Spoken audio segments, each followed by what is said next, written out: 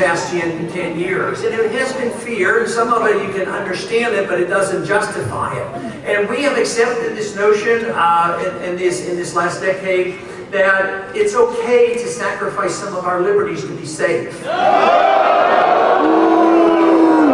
is correct. It is never necessary to sacrifice liberty for the safety. And the founder said, if you do, you're not going to be safe, and you will lose everything. You will not, and you'll lose your liberties as well.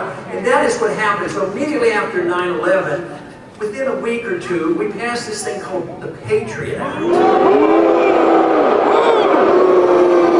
Now I know personally some members of Congress that voted for the Patriot Act because they said it sounded good. I argued with one member on the day he was voting for it, and I said, why are you voting for this? You hadn't had time to read it. It just came up an hour ago. He said, oh, I know. I said, you know, there's some bad stuff in this bill. He says, I know. And I said, why are you going to vote for it? He said, well, I just can't go home and explain to my constituents under these conditions why I voted against the Patriot Act. I said, well, that's your job. Go home and explain it to them.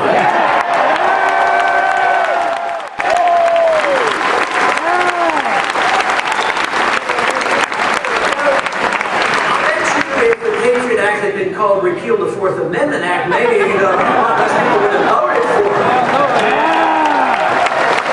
So next year we'll also put on the list the repeal of the Patriot Act and get that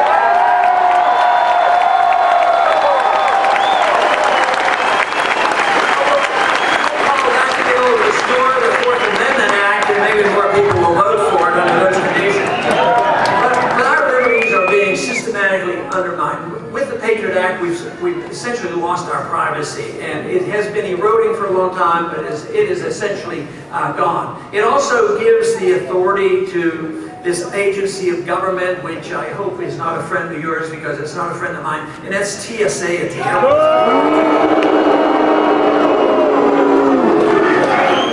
You know, actually, the purpose of the members of Congress and the President isn't to make us safe. The Second Amendment is supposed to make us safe.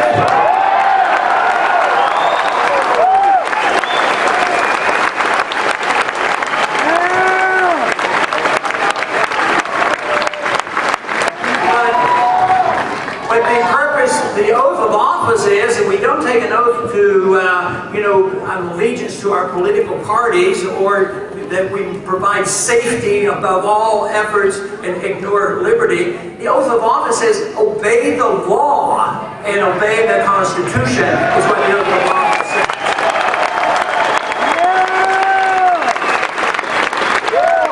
There's been a bit of an uproar just in the last couple of weeks, and justified to a large degree, about the President lecturing the Supreme Court on what they should do with Obamacare. Of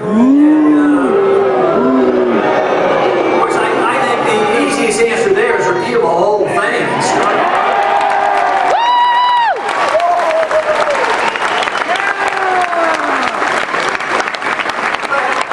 As bad as it was with the President interfering and trying to lecture the Supreme Court, I wasn't as annoyed about that as some other things. What about the President declaring unilaterally by executive order that he can be the prosecutor, that he can be the judge and the jury and the executioner? And that the law of the land says that the President can make the decision to assassinate an American citizen.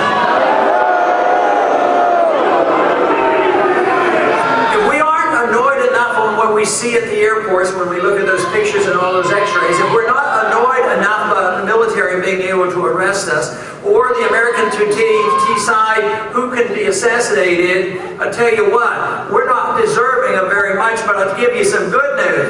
The people in this country aren't going to put up with it, and they're changing their minds.